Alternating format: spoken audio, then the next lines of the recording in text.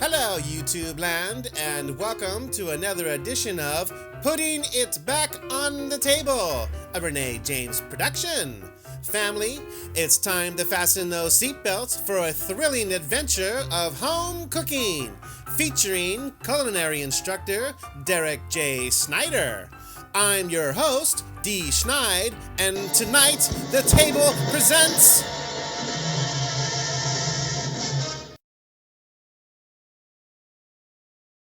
Pan-seared chicken and asparagus and sweet chili demi part 1, the introduction. This is a good one, YouTube land. Pan-seared chicken breast and asparagus spears and a sweet chili demi sauce. Boy, does that sound good and classic.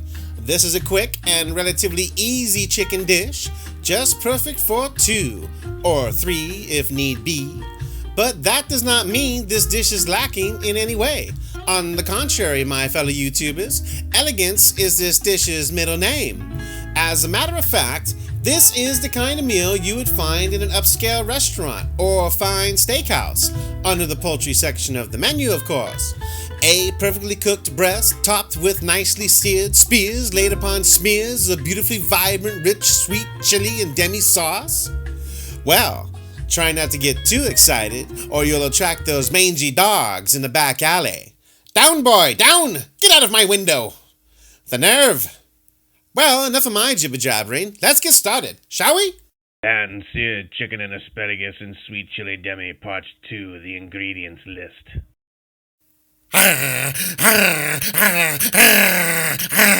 So, this is 14 asparagus spears, some thyme sprigs, 2 chicken breasts, some pepper and some salt, some grapeseed oil, a little bit of chili sauce, and this is about a half a cup of homemade modern demi. Pan-seared chicken and asparagus and sweet chili demi part 3, the preparation. Hey guys, so prep will be easy with this one since there's only 3 items: the asparagus, the thyme, and the chicken. So take the asparagus and line all the ends up nice and straight. Now lay your knife against them and push them all back at an angle. This will stagger all the ends. Then cut across the bottom to cut off all that white part. This will give you a really nice bias cut, which looks really nice on the plate. For the thyme, hold them upright in your fingers with one hand. Pull down the stem going against the grain with the other hand. This will pull all the leaves off really nice and easy. Once you get all the leaves off, make a small pile of them and chop them up nice and fine. Now, chicken is always wet, and that moisture is what pops and splatters on you when you put it in the pan. So take a towel and pat them dry. Now we want to clean them up so they look nice and tight. To start, put them presentation side down, or the side that was attached to the rib cage up. This will allow us to see all the pieces that need to be trimmed. Now simply slice all that stuff off.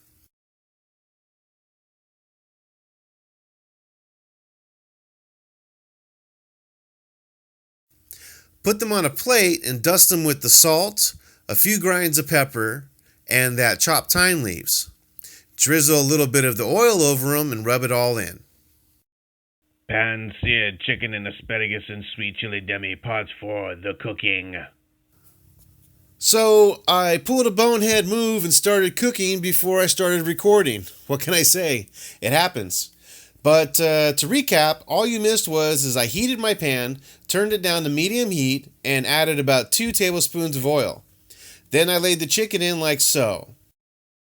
Now get a baking sheet and spread some oil on it and set your oven to 400 degrees. We're actually going to cook the chicken in the oven. All we're doing here is getting some GBD color on it. For those of you who don't know, GBD is golden brown and delicious. Now keep checking it as not to overdo it. This chicken is skinless, so all we want is lightly golden. Anything more than that and it would be too tough to cut through with the side of your fork.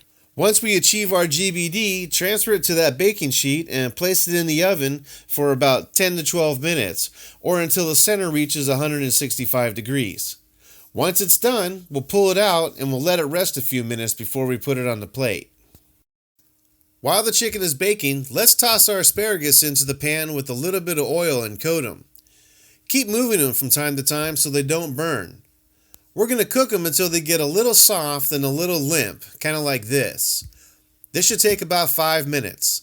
Then we'll just pull them out and put them to the side. Now turn off your burner and toss in that frozen piece of Demi.